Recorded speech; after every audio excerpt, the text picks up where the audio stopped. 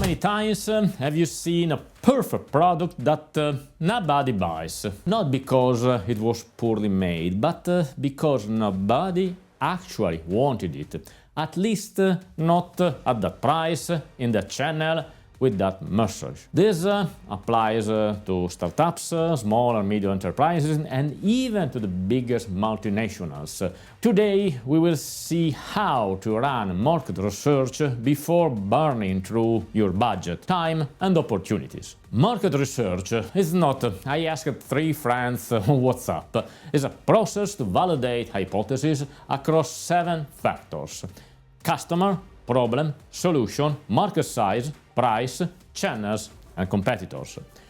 It works on 2 axes: primary versus secondary. Talking to real customer, observing behavior, running tests are primary sources. Using existing data, reports, statistics, financial reviews are secondary sources. Qualitative versus quantitative. Qualitative tells you why something happens, and quantitative tells you how much it happens. The correct flow: qualitative, quantitative, demand testing.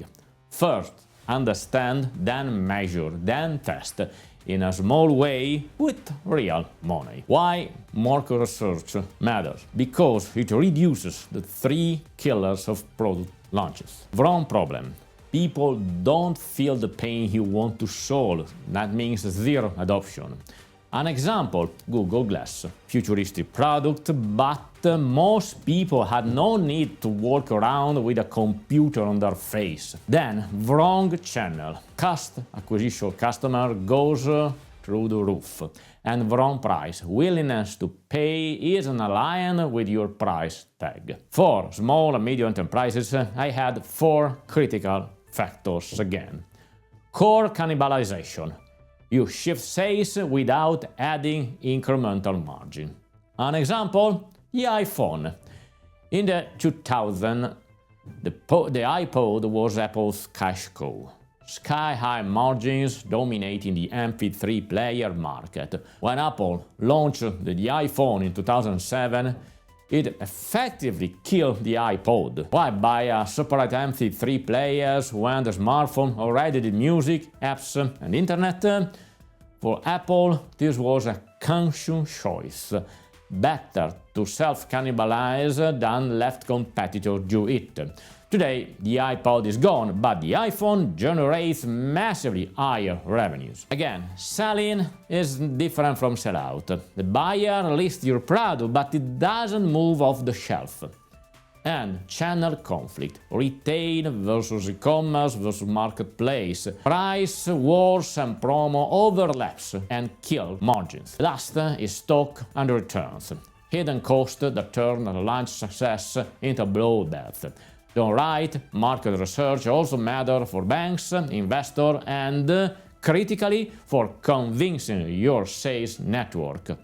Show credible numbers and agents stop looking as it was just another miracle product guy. Now, 10 essential checklists. Segment and personas.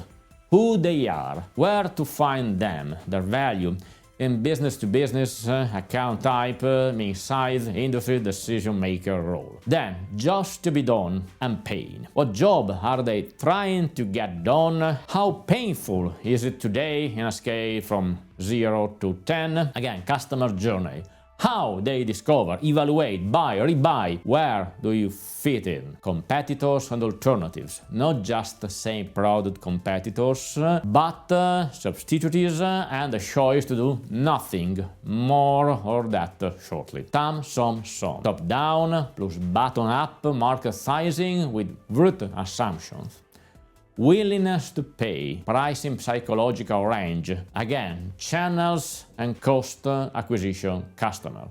Acquisition cost hypothesis per channel, define a minimum KPIs to continue. Retention and LTV, purchase frequency, margin, expected churn, 3, 6, 12 month cohort view. Regulatory and logistic, constraints, certifications, lead times, critical partners, and last, risk and critical assumptions.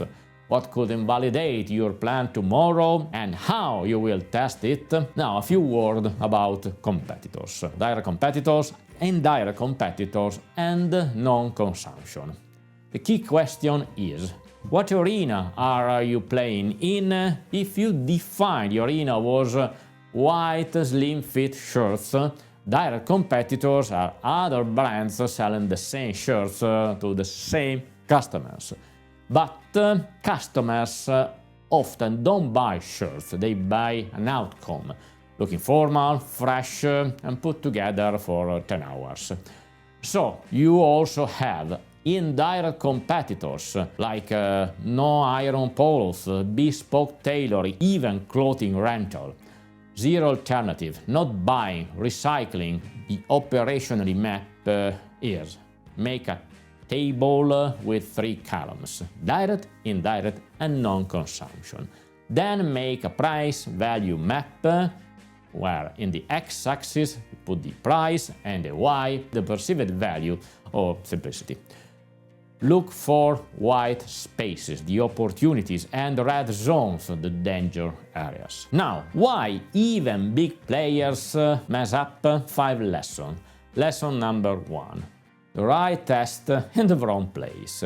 It works in the lab, but fails in real life. Different context, price, competition, promos. It's like buying running shoes, or for me, as a mountaineering enthusiast, boots. In the store, everything feels perfect. Even the fancy lacing system seems brilliant. Everyone is smiling. You, the clerk, even the boots.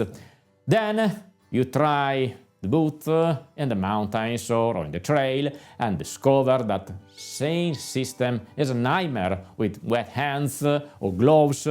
So you're wasting time, and the smiles turn into words that we can't say in this channel. That's the classic case of a product that works great in the lab, but fails in the field. Lesson number 2. Selling is not selling.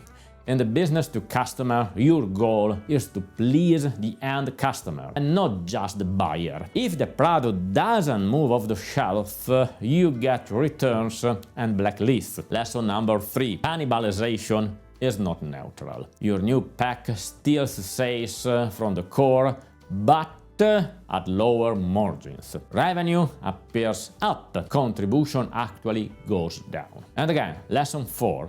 Timing and messaging.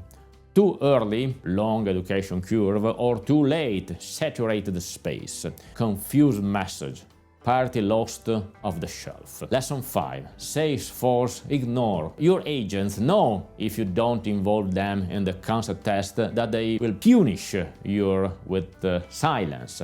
In business to business, without an internal sponsor, the pilot dies. Practical KPIs to track.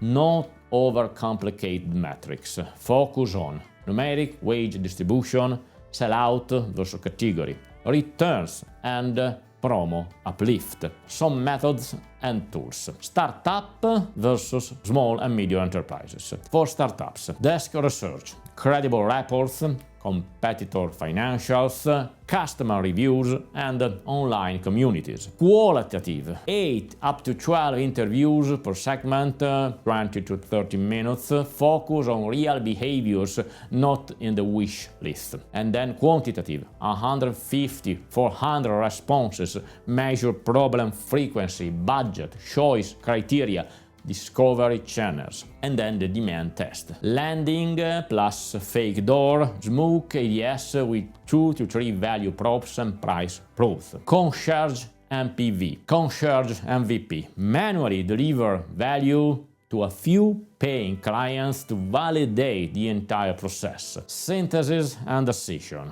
1-page summary with what we learn and what we test next. This is for go or not go decision. For small and medium enterprises in the business to customer, retail and e-commerce, concept test with real pack and price. In-store test, regional pilot, 2 to 3 provinces, 8 up to 12 weeks. Measure sell-out, returns, price elasticity, promo, ROI. Shelf test, visual and comparison, and price spec architecture, size, bundles, psychological thresholds. Win-loss with retailers, why they don't list, again, margin and condition. And for small and medium enterprises in the business-to-business, buyer interviews, purchase criteria, internal sponsors, budget limits, price threshold, needing extra approvals and perceived risk. Then again, win-loss analysis on lost deals, structured sales force. The output: sales playbook with key action handling scripts and product priority map. Now, 2 words about proxy data. Sometimes the number you want doesn't exist, or at least yet. So you use proxy data, indicators close to phenomenon, faster or cheaper to collect. Some examples: in the business to customer, search volumes and clicks, add to cart, time on page, return rate, out of stock events. In the business to business, public RFPs, competitors, job posting, grow proxy, LinkedIn employee count by function, support tickets, installed by proxy, import-export stats by HR code. The golden rules for proxies: triangulate. Use at least 3 independent proxies. If 2 tell opposite stories, don't decide until you find the third. Calibrate with real data, a small pilot, real receipts, test sales, and build a proxy target mapping with error margin. The funnel is visits, leads, trials, sales, margin. State your assumption, make 3 scenarios, conservative, base, and optimistic, and adjust for seasonality and channel. August is not like October, and Google is not like TikTok. Another important factor: no vanity metrics. Followers and likes are not paying demand. Proxy must logically link to sales or margin. Clear labels. Each proxy chart must state source, period, calibration method, expected error, and what it does not mean. Now, some common mistakes and how to avoid them. The first is the confirmation bias, looking only for data that proves you're right, also known as cherry-picking method. How to avoid it? Write 3 reasons why your launch will fail before research. Toxic samples. Friends, followers, non-representative groups. How to avoid it? Define sample criteria before opening the form. Leading question: would you like? Everyone says yes. But if you ask about past behavior and, when possible, real prices. Inflated TAM. If we get 1% of the world, no. Bottom up from units, orders, customers, then verify top down. Another mistake: stopping at sell-in. Buyer loves you, shelf hates you. How to avoid it? Track sell-out, returns, margin impulse. Double counting proxies. Same signal counted twice. How to avoid it? Source metrics and deduplication. And now, as a conclusion, market research is not bureaucracy. It's essential to avoid catastrophic flops that can sink not just a product, but sometimes the entire company. It must be done before launching a startup and before launching a new product or service, of course. With this video, I hope I've given you the essential points for doing proper research. And, of course, if you need a professionally run market research project, we are here to help. See you next week.